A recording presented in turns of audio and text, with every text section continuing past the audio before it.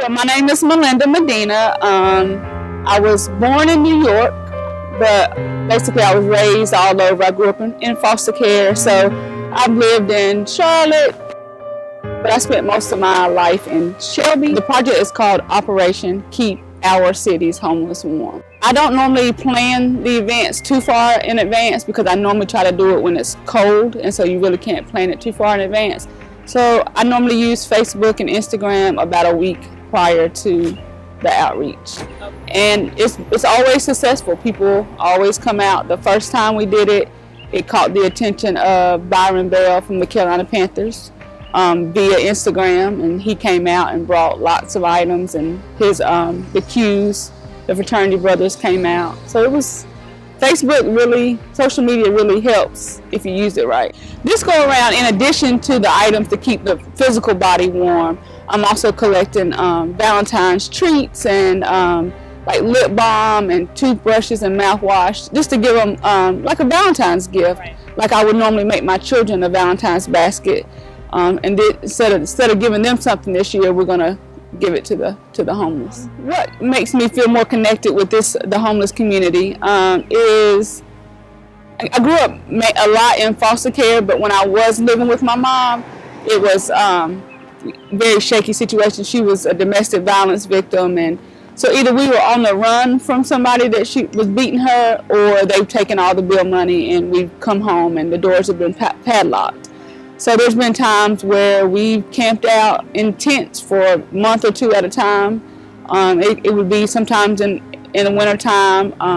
We slept on her in-laws' back porch because we were not the kids of her boyfriend, so they wouldn't let us in the house. But they offered us their back porch, and that was in the dead of winter time. So just seeing that nobody helped my mom, and that's all it takes sometimes, is just a little bit of help. So last year, whenever the temperatures dropped to record lows, in years in Charlotte, I knew I had the convenience of just going and turning up my heat. But the people out here in the streets, they don't. Either the shelters are full, or some people just don't trust the shelter, so they're not going to go in a shelter anyway.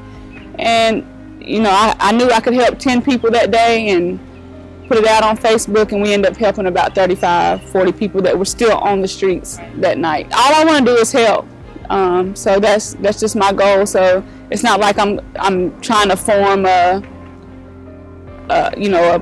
business or anything. It's just trying to teach my girls to give back, and this is kind of my way of me giving back, but also showing them that there's people less fortunate and teaching them how to have a compassionate heart. What makes what I do a little bit different than some other people is it's not during the most convenient times. It's not when the sun is out. It's not 1 o'clock in the afternoon.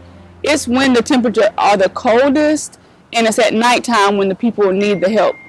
I feel like the most, and it's when they're getting it the least. Anybody that wants to support, that's who I'm looking for. I'm not looking for anybody to come out and preach to people, because they don't need it. Because what I found is they can preach Jesus to me more than I can. They know Jesus. They know that they still feel that Jesus is for them, so they don't need that.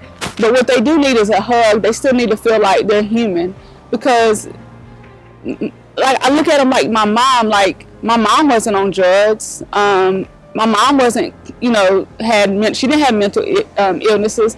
So I always try to look at them like what's their story.